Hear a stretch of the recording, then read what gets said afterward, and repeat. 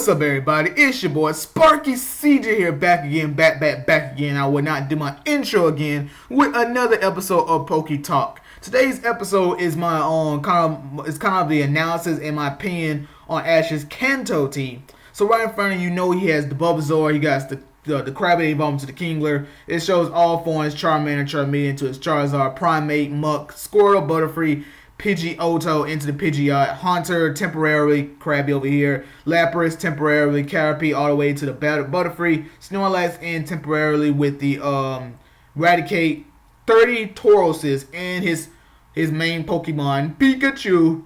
So we kind of start off with, we go with Bulbasaur. You know that he caught Bulbasaur in that one episode where Ash it was like Bulbasaur was like the guardian of the other grass type Pokemon. Ash was like Bulbasaur was being very protective and didn't want Ash to mess with him. And then eventually Bulbasaur was like, you know what, battle me, and if you win, I'm coming with you. And it has one episode that it was the Ivysaur and the Venusaurs, and Bulbasaur was fighting it was not trying to evolve. And it was like, it would have been pretty cool to see an Ivysaur and that's it. Because I think some Pokemon that Ash has that can evolve to the final stage, I think it would be cool I think it would have been cool for Bulbasaur to become an Ivysaur. And then he would have had a Charizard. And then he would have had a Squirtle. And you guys know where I'm going with that. Smash Brothers, Charizard, Ivysaur, and Squirtle, the Pokemon trainer guy. It actually would have been cool. But Bulbasaur as a whole, Bulbasaur actually is a pretty cool Pokemon with Solar Beam. It had Leaf Seed, Vine Whip, Razor Leaf, all that good stuff. Bulbasaur did come through a lot of different times. Came back in the Hoenn.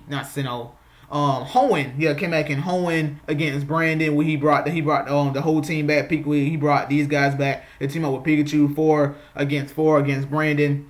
Then you got his Pidgeotto or Pidgeot, as you guys kind of already know how I feel about that. Is that knowing that he caught Pidgeot being his second Pokemon, second, after the Caterpie, because he still had Caterpie, and then I think Pikachu allowed him to capture the Pidgeotto, my bad, and then evolved to the Pidgeot, and then you kind of look at being that it had to stay behind because of the fact that the Pidgeys and the other Pidgeottos were being bullied by the Fearows. Actually, it was just the one Fearow. And it's so crazy to think that it's one Fearow and a bunch of Pidgeys and Pidgeottos, and yet obviously Ash's Pidgeot had to actually protect them, and that was it. And I was like, for me, it's like the Pokemon itself, in competitive battling, it's mediocre. It's not the best, but the Pokemon itself is pretty cool. I actually like Pidgeot, as you guys know that. But you guys kind of already know how I feel that I wish it would have came back. But because Ash said I'm gonna come back and get you, but that haven't happened yet.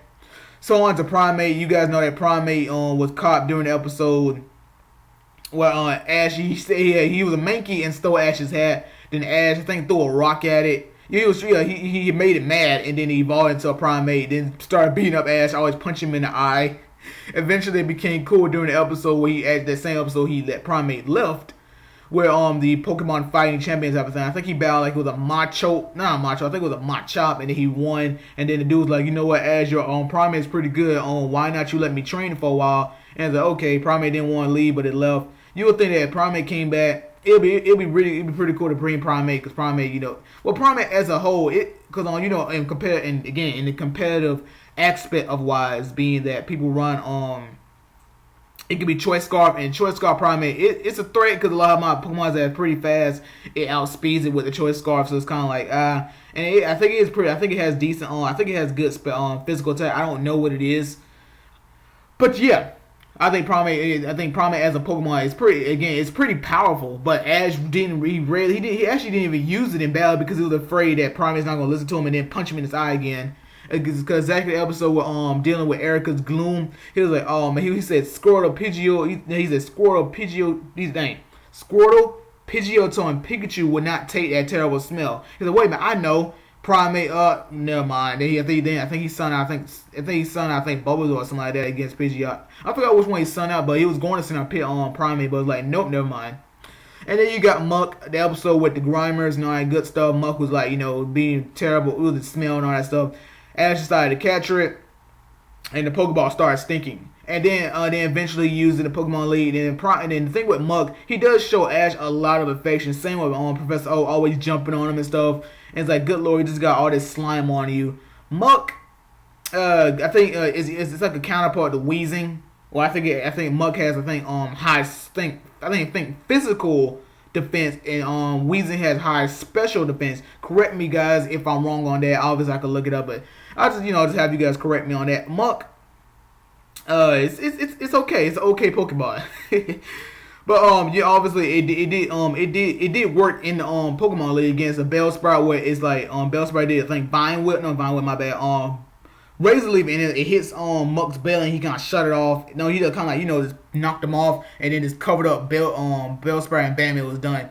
But also Bellsprout was a grass. No, actually no. I think Bellsprout is a grass and poison already, or it's still grass. But that grass Pokemon is weak to poison. Then you go to Squirtle. I love Squirtle. The episode where he was with the Squirtle Squad, causing trouble and all that good stuff, and then capturing Misty and Misty and Brock, and then telling Ash that if you don't get the potion to help Pikachu, we're not gonna let you set them free. Then eventually Squirtle's like, Squirtle, took out his glasses, eyes sparkling and stuff, and then like, I'm coming with you. Squirtle, I love Squirtle. Oh man. If only, you think he's still with the Squirtle Squad, but it would be cool just to see Squirtle one more time in Kalos, or just when Ash goes back home for Kalos. Let's see all his Pokemon. Let's see all of them. That's the point of Ash having all his Pokemon. It's for Pokemon that like not there that come back eventually. But that's all I have to say about that. Butterfree, the goodbye Butterfree episode, very sad. With Butterfree, again, I think Ash rarely used it in battle. I know he used it against I think he used it against Misty to try to put Staryu to sleep. Staryu went into the pool. Then he hit Butterfree right one time with the water gun, and it got stuck in the water. And then that's really it. But Butterfree it's an okay Pokemon. Obviously, I don't use it, but it's okay. I remember using it. I remember I had it in Random Battle, and I swept someone's team.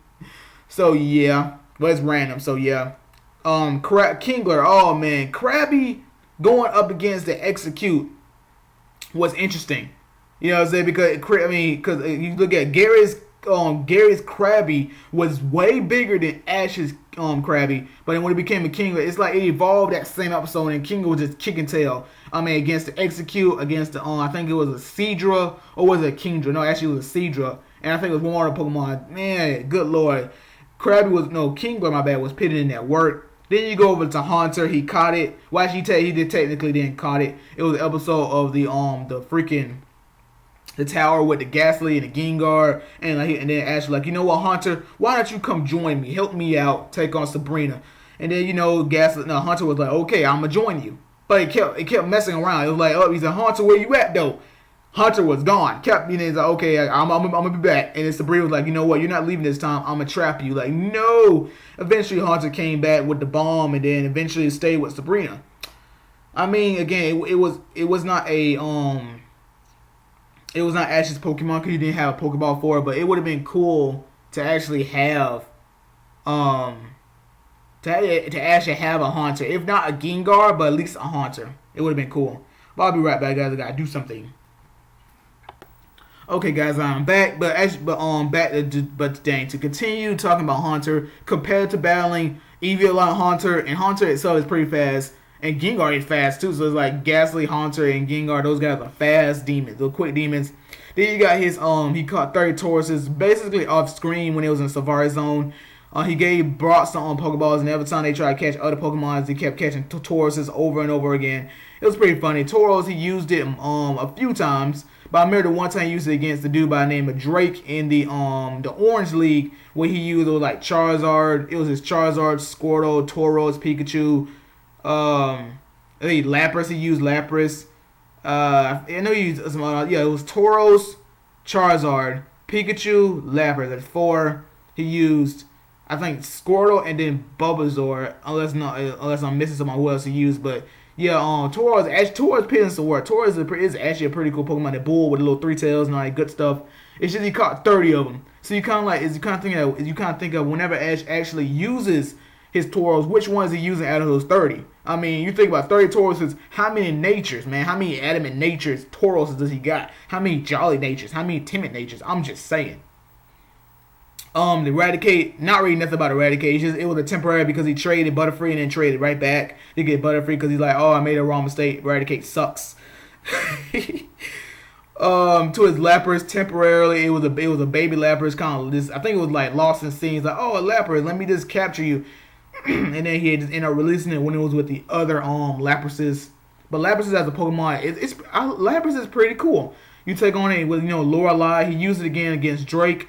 I can't. He used it also during the Orange Islands, helping him using Ice Beam to actually make it's like a little It was an ice boat. It was like an ice canoe type of thing that he had to use. And last but not least, Snorlax. You guys already know about Pikachu. I ain't really got to touch about Pikachu. Pikachu is awesome. But you guys know I love me some Raichu. But that's besides the point. Snorlax. Eating all the food. Eventually Ash captured him when he was full.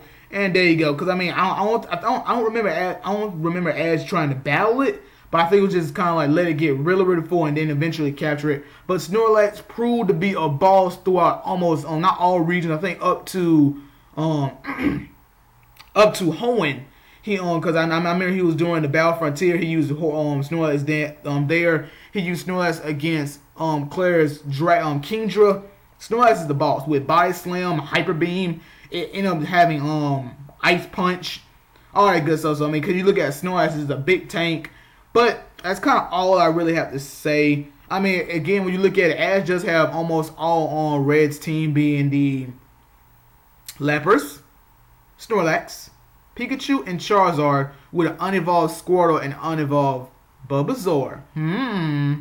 But that's all I have to say. Leave a comment because I love talking to you guys. Tell me what you guys think about Ash's Kanto team as a whole. And I catch you guys later. Deuces.